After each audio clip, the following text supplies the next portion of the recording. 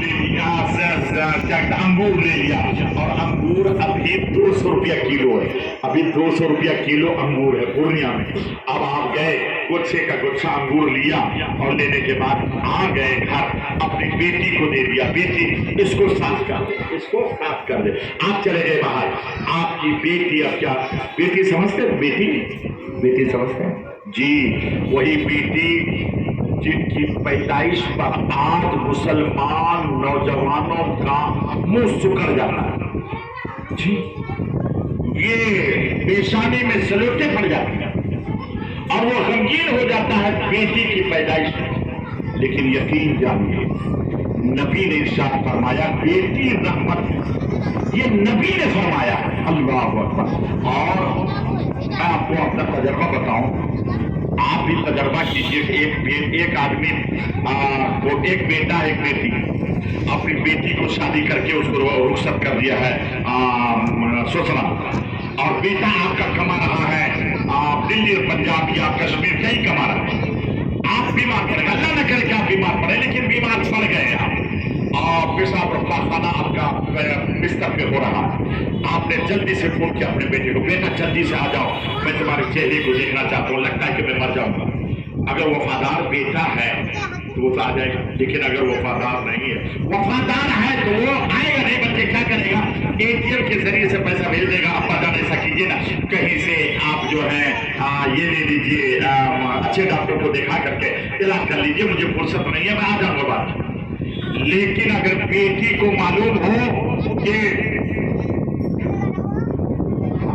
और अगर जो है आपकी बेटी को पता चल जाए कि बेटी जो है मेरा बाप बीमार पड़ गया और बिस्तर पर ही पेशाब पाखाना हो रहा है, तो बेटी अपने शौहर की भी परवाह नहीं करती, अपने सास ससुर की भी परवाह नहीं करती, बल्कि वो ये किसी भी सवारी का इंतजार नहीं करती, बगल में कपड़ा दबाती है और बेचारी रोते बिलखते अपने बाप के घर आती है, और वही बेटी अपने बाप का पांव दबाती है।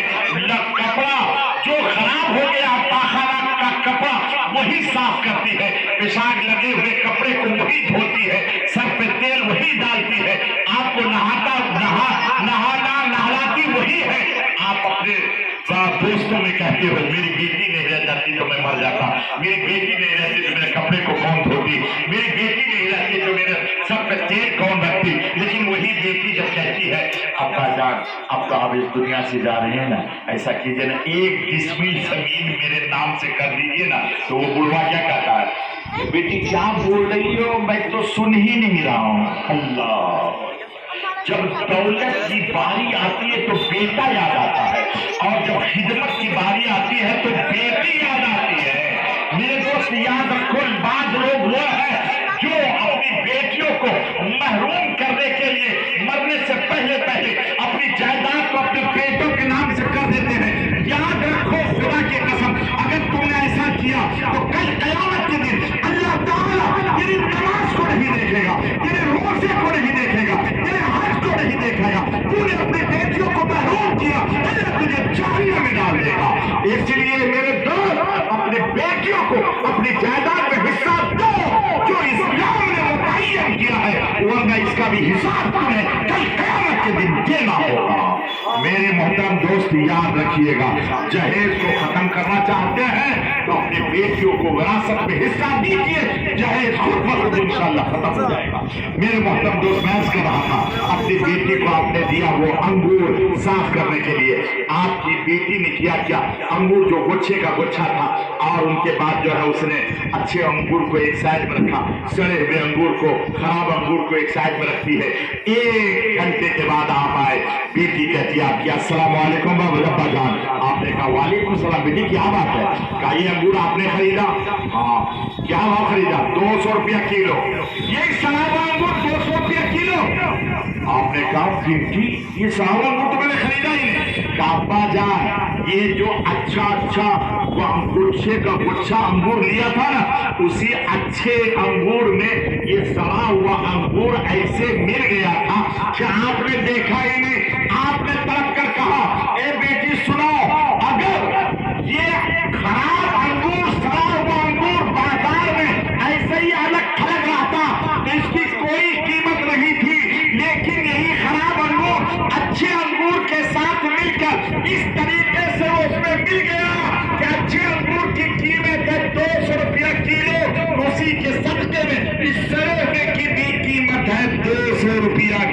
भाइयों, अगर इस मिसाल को आपने समझा है तो मुझे कह लेने की इजाजत दीजिए, खुदा की कसम कल कयामत के दिन हम जैसे सड़े हुए की कोई कीमत न होगी, हम जैसे पापियों की कोई कीमत न होगी, लेकिन हम अच्छों के साथ, नेकों के साथ, वलियों के साथ, बुजुर्गों के साथ रहेंगे तो कल कयामत के दिन जो उनकी कीमत होगी, उनके सदके में हम जैसे सड़े हुए की भी वही कीमत लग जाएगी।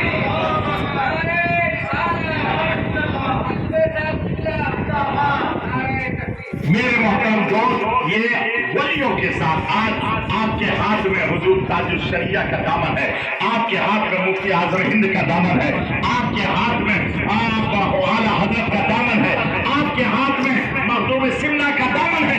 किसी भी सिलसिले से आप हो, अगर आपके हाथ में बुजुर्गों का दामन है तो आप बड़े खुश नसीब हैं, बड़े खुश नसीब हैं। अल्लाह तबारक व तआला इन बुजुर्गों के फैजान से हम सबको मालामाल फरमाए। लेकिन मैं आपको एक बात कह दूं यहाँ कि ये जो यहूदियों ने एतराज किया तो आला हजरत के तर्जमे को देखिए। यहूदियों का क्या एतराज था कि इन नजर से जिन लोगों ने कुफ्र किया वो मोमिन नहीं हो सकते, है ना? तो ये तर्जमे की बुनियाद पर